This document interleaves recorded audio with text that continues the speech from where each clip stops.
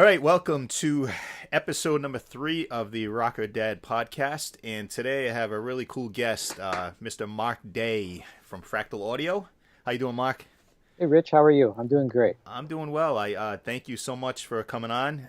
This is going to be a treat for a lot of the guitar players and YouTube people out there that follow you. You have, I think, at last check, you had like over 14,000 followers on YouTube. Yeah, it's up around 14,000. Yeah, that's now. When did you before we get into the other stuff? When did you actually start that channel on YouTube? Do you remember? Or I know you were in Canada. You're back in Canada now. I'm back in Canada Yeah. now. I think it was around 2006, maybe 2008. Oh wow. I mean, Okay. I can check, but I'm pretty sure it started with I think my first video was a little video of me playing through an Ignator amplifier that I had That built. you built? Yeah, I remember. Yeah, I remember seeing that. The tweak. Was it a tweaker? Tweaker? No, No, it no, was no. You actually went to one of the sessions.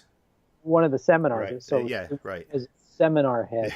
And, it was a 50 watt EL34 based tube head that Bruce designed and modded and stuff, and it sounded really great. So I It thought, did. Yeah. I'm gonna show the guys on the internet forums, the guitar forums, Rig Talk and Huge Yeah. Racks and stuff like that, Gear Page. I wanted to show them, this thing I had built, and I thought it sounded really good, and let's give it a whirl. So yeah, and then all kinds of hits on that video, and then it just prompted me to do more things like that, and it just went out of control.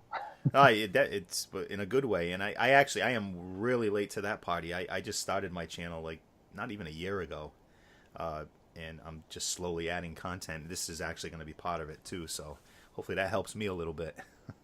Yeah, um, yeah, it's very interesting how it took off. I was really fortunate because I was on the early stages of YouTube, guitar YouTube, you're right.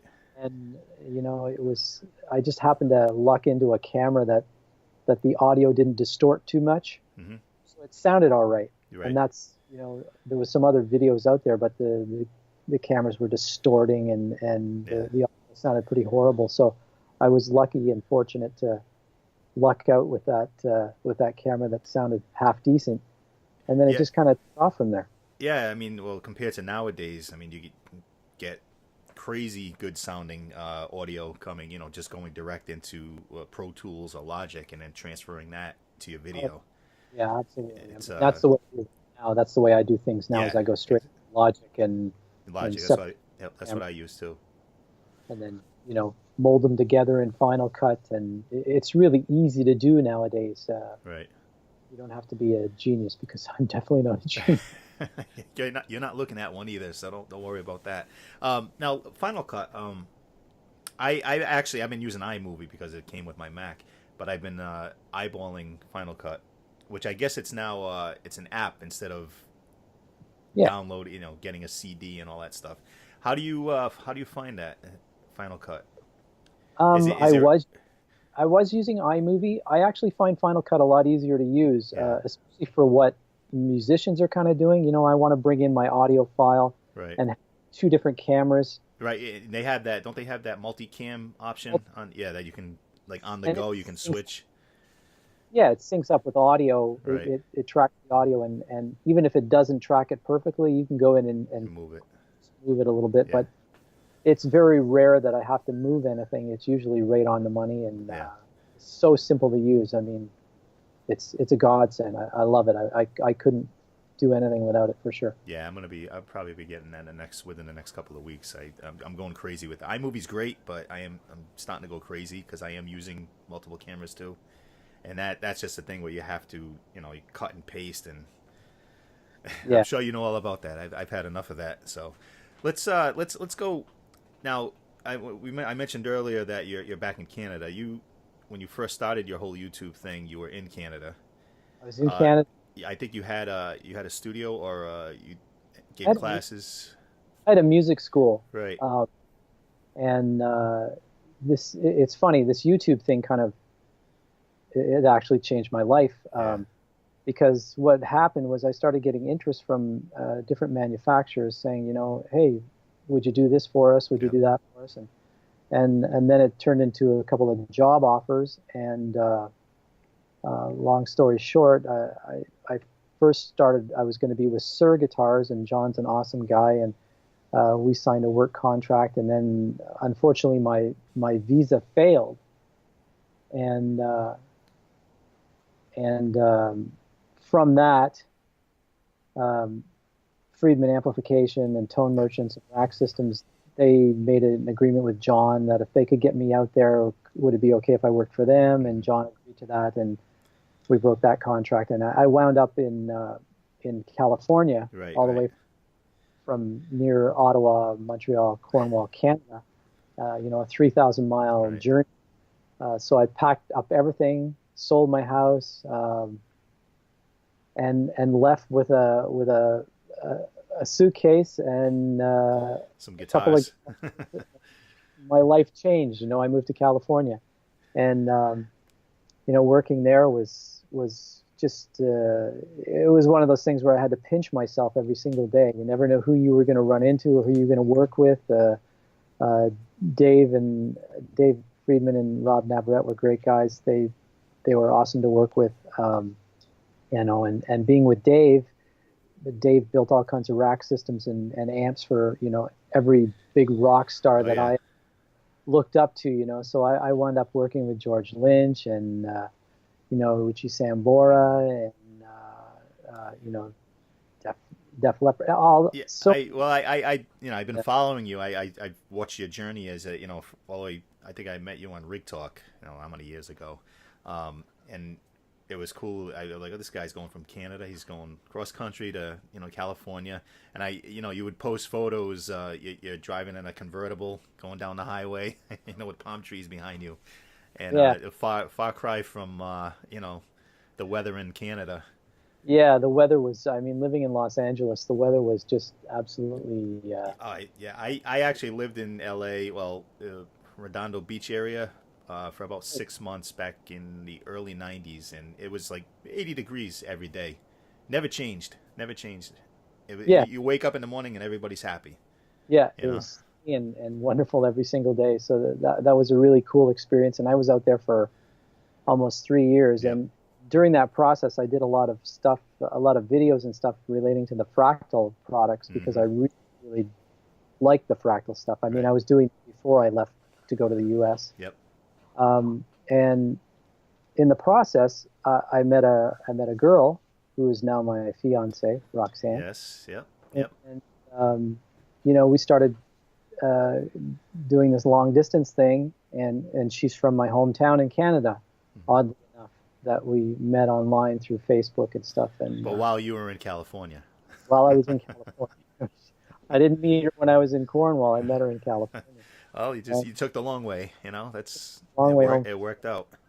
And then I'd been with Friedman for about 3 years, and I got a job offer from Fractal, Yep. and I'll never forget, they sent me this little map, and it showed me down in California, them up on the East Coast, close to Canada, and then Roxy. They showed Right. three dots on How the map, much closer you were to her if you went to them. and it was like Mark, Roxy, and I said, well, that's pretty much the convinced me. So I decided to go with Fractal, and they're great guys and an amazing company with amazing Yes. technology, Well, and you were in New Hampshire for a while. I remember before you Fractal. went back. Yeah, before you went back to Canada, because I remember trying to get you out to one of my gigs since you were kind of in the area where we were, but now you're back in Canada. So now you got to get my band up to Canada. So Yeah, that's well, your. the immigration process is no fun. Let me Oh, tell I know, I know. the things that I went through to get to the States was just mind-boggling. Just Yep. you'd think that I was some sort of terrorist or something. Just unbelievable, unbelievable. But it was a great experience, and Fractal was kind enough to let me go back to Canada and still work for them out of my home Right. office, and get all the good stuff like Canada's healthcare and all that stuff. So Yeah, you can't beat that. And that's a hell of an office you have for the people that watch the YouTube video and actually have seen your YouTube videos. That's yeah, there you go. it's For the funny. people listening to the podcast, you should check out the YouTube video because he's panning in his room. Now, I'm kind of set up the same way here, but much smaller room and a lot less, especially with the full stacks you have behind you of Marshall stacks, actually cabinets. I have Yeah, one to my left here. That's it. I got rid of so much stuff that I wasn't using. But yeah, and it's funny. I've got all that stuff. You know, I've got the Friedman head and the big rack systems rack and controllers and all that stuff. And yeah, the great heads. yeah. Man, I don't use any of it. I use the Axe effects. It's just so easy and sounds so great. Well, that's what And I do at home. I'll use the stuff that goes direct, and then when I go on the road, I usually take the head, the Friedman head that I have. But yeah, actually, even when I'm playing live now, you're I've using, yeah. a live rig, which is an Axe FX XL and Sennheiser EW300 G, The G3 or G2, the in ears. the in-ears, Yeah, that's the same one I have. and I go direct and in-ears, and that's it. Yeah, yeah. When we play a smaller like confined stage, I'll usually go direct. But if we're on a bigger stage, I just like, even though I'm using in ears, I still like feeling that that amp, banging Yeah, into my legs. yeah, it's fun. I did that for 30 some odd years, and I don't want to lift gear anymore.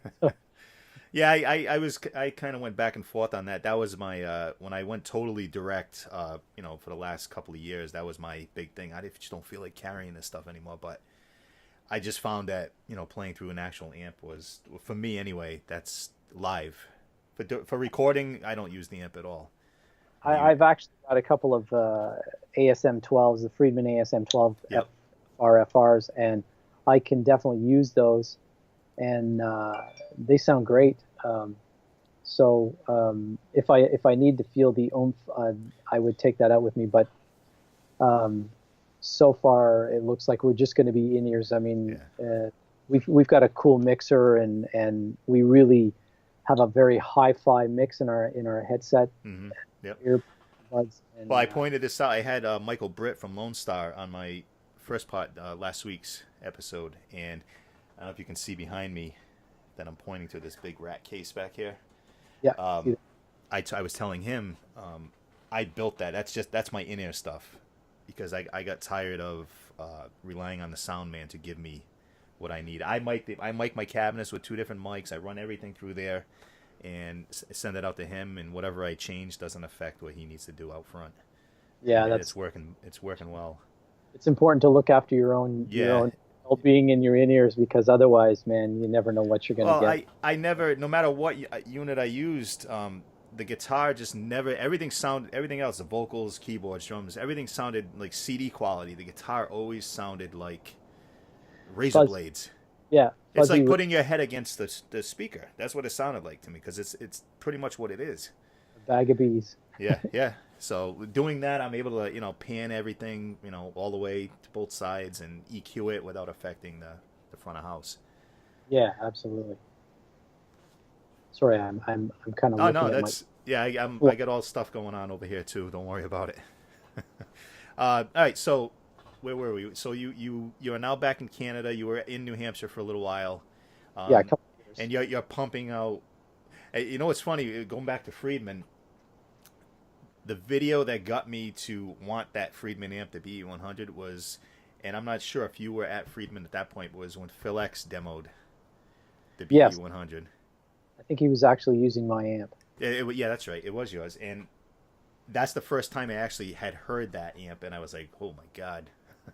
And the only other time I actually heard that amp live was when I saw Richie Sambora in New York City a couple of years ago. It's the only time I ever heard a Friedman live, but just really based off of that video, that's why I ended up finally taking the plunge on that. And, Yeah, and it's definitely the wave of the future. That's how companies are getting their yep. stuff out to people is YouTube, and it's kind of funny because the sound gets so compressed and all kinds of stuff happen to it, and a lot of people, they'll hear something on the internet and don't realize that a lot of it has to do with the player too. Right. Oh yeah, definitely. Phil X is one of those guys he could play into a pound of butter and it would sound good. You know, it's just, Yep. but it's a great vehicle for people like myself, where I live in a kind of a small town, Hmm. in Canada. If I want to go hear a piece of gear, I've got to travel an hour and a half or 2 hours to get to it, and it's not. I may not have time to get Hmm. to hear it properly, and YouTube's really great for that, where you can really hear and see things, and people actually using it and getting their opinions, and it's a real marketing. Yeah, and Uh, that's what happened to me with that amp, because I there's nowhere around me. I'm in Rhode Island. There's nowhere for me to actually listen to that amp. yeah, To or to play through it. So I just on a whim, just by listening to that demo on YouTube, and as long as and it was mixed great, that you had the stereo effects going, so that really helped a lot to actually hear close enough to what the amp sounded like, what it yeah, should sound like. exactly. Yeah, YouTube is great, and Facebook and all those Yep. social media things to for the guitar player. I mean, things have changed so much since I started playing back in 1970, whatever, 78 or 77, when I was 17 years old. That makes me about really. Yeah, you're not much older than I am, and I got a late start. I started when I was like 18. In high school, I was a drummer originally. I actually took lessons on drums, and that's when I first started discovering Van Halen. And I said, "To hell with these drums," and taught myself guitar. I never took a lesson, which I wish I had taken lessons, but I'm here now, so let's just make the best of it. Yeah, things have changed so much, like nowadays, I mean, there's so many monster players out there on YouTube. Like I just pull my hair out. Yeah, I just want to quit. I just say, you know what? I do what I do. This is what I do, and I'm not going to be one of those guys because I can't physically do it. Yeah, exactly. But the resources that are out there for young players now is just incredible. Like Hmm. when I was a kid, 17 years old, picking up a guitar, first of all, the thing was a piece of crap. The amp was a piece of crap. It sounded awful. And all you had was a record player, and there was no, slowing things down or pitch tuning, tuning the record or the music to your guitar.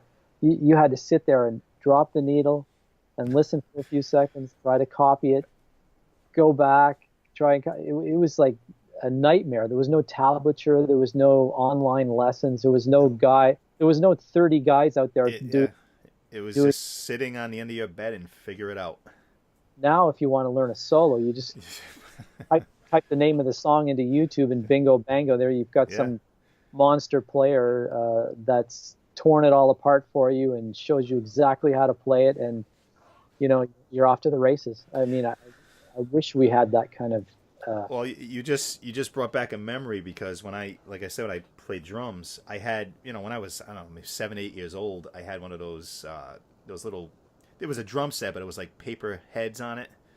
Uh, they used to Right. sell them at the toy store, so I had one of those, and I was huge. I was a huge Kiss fan, Peter Criss. So in my basement, I'd have, those buffet tables that fold out. I'd have one of those. I'd have the drum set up on top of that. Now I'm about as tall as that table, back then, and Yeah. I would have a step. I put a step up to it, and I had the record player kind of next to the table. So I go to the record player, put the needle on, climb up the step, get on the drum set, and while the song got going, I was Peter Criss. I was up on that table playing drums, not really well, but that just when you said that about sitting there with the needle, that just brought back a memory of that was my first concert, playing to myself in the basement. Yeah, yeah, it's amazing. I don't know how many hours I spent a day, in front of the record player with my guitar in the basement, and not playing through an amplifier because the amp was too loud to Hmm. play along with the record player, and my parents would freak out, Yep. turn that down. So I was forced to play my electric acoustically, and have my head down to the needle so I could hear the sound of the music, Yeah. and try and copy it. And it was an amazing journey for sure. Well, So that's why I don't play so great, guys. nah, you got me beat by a mile. I'm telling you. I get a lot of guys asking me on my YouTube videos saying, "Oh, you talk too much. You talk too much. You need to play more." I'm like, "Well, first of all, I'm Italian, so I'm gonna talk. Secondly, I'm sure you do the same thing with your videos, but you do it in a different way. You do it like you'll play a whole song and then you'll go through what you did or what type Yeah. of sound you use. Whereas Yeah. I will talk and then play a little, and then I'll talk and then I'll play a little more. So, I mean, it at the end of the day, it's whatever works for each person. Pete Thorne does the same kind of thing where he'll play the whole song and then he'll speak about it. Yeah. That's what I like about your stuff and his stuff too is just the way you guys have that stuff set up. Well, that kind of developed from a lot of complaints in my first videos because I would get, you talk too much, you talk too much. Yeah, Where's that's you've gone 2 minutes and you haven't played a note yet. And so I just said, you know what? I'm not going to talk anymore. I'm just going to play. Music's going to start right away. And, sometimes I'll have a titling or something, for a few seconds, but the music starts right away. And even now, I rarely talk in my videos, just because there's just too much hate out there. So, yeah. I get the same things. I'm like, you know what? I have more important things to worry about than what this guy's thinking or saying. It's just whatever. and shame, because 99.999% of the people out there are so awesome Oh and yeah. so giving of their time to post nice Hmm. comments, say nice things, and to like your stuff. And then you've got a few idiots out there that just they do nothing but trash people and purposely go to your YouTube videos and hit Yeah. dislike and it's And they hilarious they do the whole for the most. they hide they They hide. they don't tell you who they are. They just The internet has brought out the best and the and the worst. worst. Yep. I totally agree with you. Thankfully, the good outweighs the bad for Yes. sure. There's so many nice people out there. I'm so fortunate to all the really cool cats that I've met and talked to online, like yourself, and so many people, and it's just it's been a really cool thing in my life, especially at my age, where when I was 17 years old, I wanted to be a rock star, and when I was 30 years old, I wanted to be a rock star, and when I was 50 years old, I still want to be a rock star. Well, you And are on YouTube. You are. It's and this has brought me, my love of music. This has brought me to a place where, I make a living in the music industry, and I still get to play my instrument, and I'm meeting all kinds of people that I never dreamed of meeting and working with, and it's fun. It's yeah. just really fun. So So let's move to Fractal. So now you've been with them for was it been 2 years now? Or it's it'll be almost 3 years. almost 3 years. Okay, yep. You went Friedman to Fractal. Uh, I love Fractals. The forum. Those guys are any little. You have any kind of problem, any of you out there listening or watching that have a Fractal product that have not gone to the forum and registered, you need to, because they'll answer any question, and it's usually like within not even a half hour you'll get some kind of answer, and you'll figure something out because they help on So that many, forum. Yeah, it's crazy. yeah, there's so many people that are into this technology, and first of all, Cliff and the engineers like Joe and Michael and David and you know Bryant and Keith, all those engineer guys, they're just unbelievably intelligent and smart and so um, committed to the art of making guitars sound amazing. It's fun to watch. When I was working there in person, I used to feel like this small. Not that they made me feel that small, but this small in intelligence factor because those guys are so smart. Yeah. Half the time I didn't have a clue what they were talking about, and I bet you learned a lot though. oh man, yeah, the and Matt Picone, like, oh my God, that guy is just a monster. Guitar player, smart guy. He does so much for Fractal. It's unbelievable. And he really does a lot for that company too. Um, the whole gamut of all those guys working together. You know, the technical department. Charlie is an amazing tech. I mean, if you have problems with your unit, man, that guy will fix you up so fast, unlike any other company in the business. Like, stuff that does come back goes back out so quickly. Yeah. It's mind-boggling. You know, I remember sending stuff away to some unnamed electronic companies, and you know, you could expect it to be gone for 8 weeks. Yeah, yeah. I've gone through that, and you have gigs lined up, and you're waiting. You know, And then you get it back, and it would still have the same yeah, problem. the same issue. Well, I knew firsthand, you know, from being on the Fractal forum, you know, those guys like Joe you mentioned are on that forum a lot, Yeah, and yeah, they will answer questions and help out, which is really in this day and age is the way you need to go. Because yeah. And there's those so guys, much competition out there. You got to do everything you can to try those guys, to get ahead. you know, they really care. You know, Yeah. Matt, Cliff, and Joe and Michael. You know, you see them on the forums a lot, and those guys and Charlie too. And those guys care. I mean, you wouldn't believe what goes on behind the scenes. You know, like I don't know how many times on the weekends Charlie and I talk. You know, it's like supper time on a Sunday night, and you know, I'm texting Charlie. You know, there's a guy that's having a problem. Can we help him out? And Charlie says, "Yeah, give him my phone number." So this guy's going to call Charlie at home on a Sunday night at dinner time so that Charlie can help him. You know, Right. it's just amazing. Pride. It's pride. Yeah, I mean, and they're really good people, really nice people to work with and work for, because they really care, and it really shows in the product for sure. Oh, We definitely. are unlike any other music equipment manufacturer that I know of. Yep. It's you know, it's a really cool place.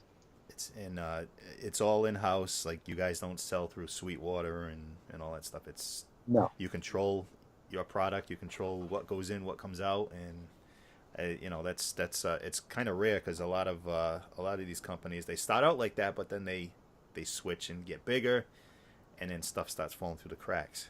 yeah, yeah, that's not going to happen with us.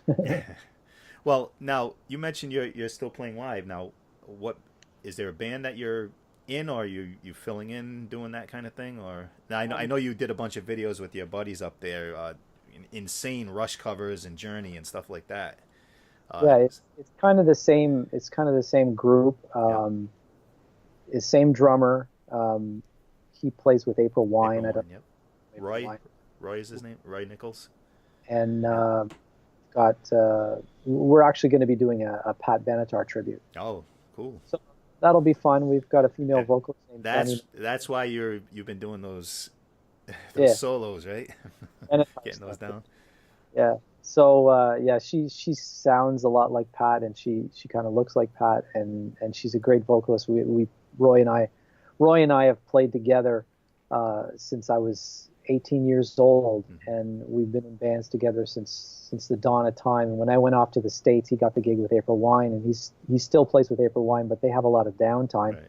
So during the downtime, we decided that we'll throw together a tribute act, and we should start playing live, you know, in a few months or something. It's no high pressure or anything, and Right. it's just for fun. And I've been really itching because I've been a live musician since I was 17 years old, and when I went to the States 5 years ago, because of the visa and immigration status, I was not allowed to play, which was a Make real yeah. drag. Well, play for pay, right? Play period. Oh, play period. Yeah, because if you're in a situation where you're playing, then in the immigration folks' eyes, you're taking away the Someone job. else's job. Okay, I got you. Yep. So if I'm up there playing for free when somebody could be getting paid for it, I'm violating immigration laws. Yeah. So basically, the only way I could play live is if Fractal sponsored me to play live, and that was not going to happen because I have my job with Fractal. So Yeah. it was kind of a learning experience for me, and a bummer at the same time. Now, a lot of guys, of course, they'll say, well, I'm down in the States and I've got, you know, I've been playing live for years and nobody ever bothered me. Yeah, you're right. Probably nobody ever bothered you, but I'm the type of guy that they would hunt and You don't take find the chance. make an example of it. I'm just not willing to do that. I probably would have did the same thing. It would have drove me crazy, which I'm sure it drove you crazy not being able to get out there and play. But yeah, I probably would have done the same thing. Yeah, yeah. As much as I wanted to play, it just wasn't worth the risk. And the good thing about being back in Canada is I get to play again. So Yes. I've missed that, and I look forward to getting back on a stage again because that's what I did before I moved to the States. That's all I did. Now, do you have any dates lined up yet, or is this just getting started? Is there a name of the No, band? we're just in the rehearsal process. We don't even have a name yet. Okay. So we've had a couple of rehearsals, and it's been actually one rehearsal, and it's been a lot of fun. Well, let me know when you get dates lined up. Let me know, and I'll be happy to mention them to whoever's listening on here. Let them know. I mean, are you gonna come down to the States, or just gonna all be Canada? We don't know at this point, and I still hold an O1 visa with Fractal, so technically I can't play in the States Oh, yet. okay.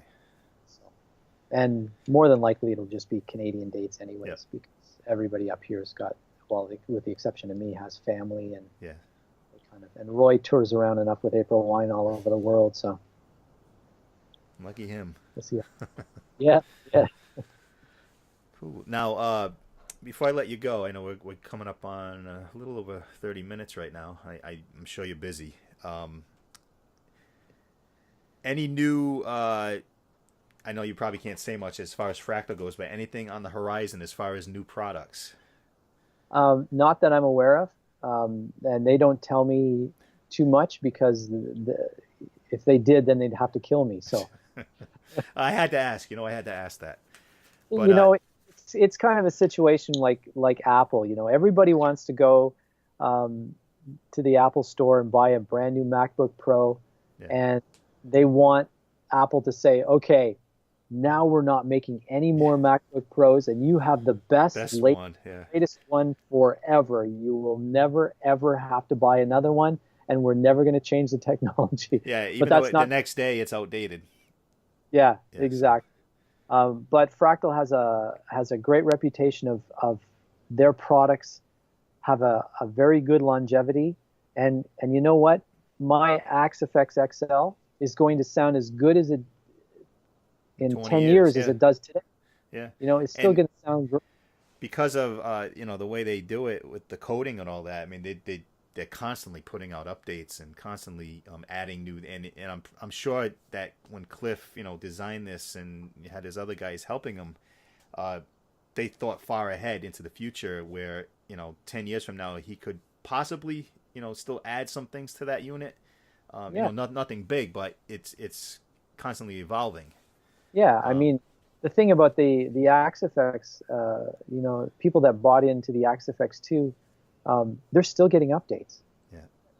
And the unit is still getting gifts. They're still getting gifts for the unit. Like, we're going to add some more amps, and you don't have to pay. Right. Yeah. We're gonna change the technology a little bit. We've discovered that, we found a new process in which the transformer does this and does that under certain loads and certain conditions, and we've incorporated that into the latest firmware update. So you're getting a new product every time. Every time we do a firmware update, it's getting like a brand new MacBook Pro, Yeah. with the latest greatest, and there's never a charge for it. And there's other companies out there that you buy into the product, and after that first initial buy-in, you're constantly paying for updates and updates and fixes. And that's the cool thing about Fractal is you're not paying for that. It's free. Right. Yeah, that's to me that might be the number one selling point for Fractal. To go with a Fractal unit is the constant. When I say constant, for those that don't have a Fractal product, sometimes it's like every month there's something that comes out, whether it's a small update or a huge update, which is really it's really cool that you get that, and they don't come to you and say, well, you need to pay me $29.95 to get these next 2 amps put into the AxeFX. Exactly. It's yours. And Cliff is not. He doesn't sit on his hands ever. I mean, that guy is always tearing apart amps and testing things and getting new amplifiers like real life tube Yep. amplifiers and examining them and testing them and duplicating them and discovering new things and having epiphanies about this process and that process. And he never quits. He's always searching for the next step. And that's the cool thing about a fractal is you've got somebody in the background that's constantly tweaking and fixing and enhancing and doing all kinds of cool things. And the updates are free. It's so cool. Yeah. It's like a Christmas gift every few weeks or once a month or whenever he puts out firmware updates. And the anticipation kills some guys too, I've noticed. Oh yeah, yeah. Is it out yet? Is it out yet? It's a fun thing, you know. Yeah. And the thing always sounds great. I mean, Yep. and then when the firmware update comes out, it's like, oh, cool, man. It's even a little bit better. It's I mean, greater. Yeah, it's something. Something happened, but it's better. yeah, it's fun. It's a fun technology for sure. Well, the effects. I mean, amps aside, the effects on the units are just the delays and the reverbs. Probably the best reverbs I've heard from any of these companies has been from Fractal. Just that lush, like really huge sounding reverbs, natural sounding reverbs. They don't sound digital. They don't sound compressed. They sound right to me anyway. Yeah, world class for sure. Yes. World class. Well, so, I think we are good here. I think I appreciate the time, and you gave a lot of good information to the audience out there. And if you guys haven't yet, check out Mark on YouTube. Is it still under Sam Hill Band? Yeah, it's youtube.com/Sam Hill Band. I'll make sure at least for the my YouTube video that this is going on, I'll put the URL in there at the end for that too. But I appreciate it. Best of luck to you. Hopefully we'll talk again soon. Sure. There's always plenty of time to talk about gear. Yeah, for sure. Thanks for thinking of me, and thanks for having me on, Rich. Oh, anytime. Appreciate it. Take care.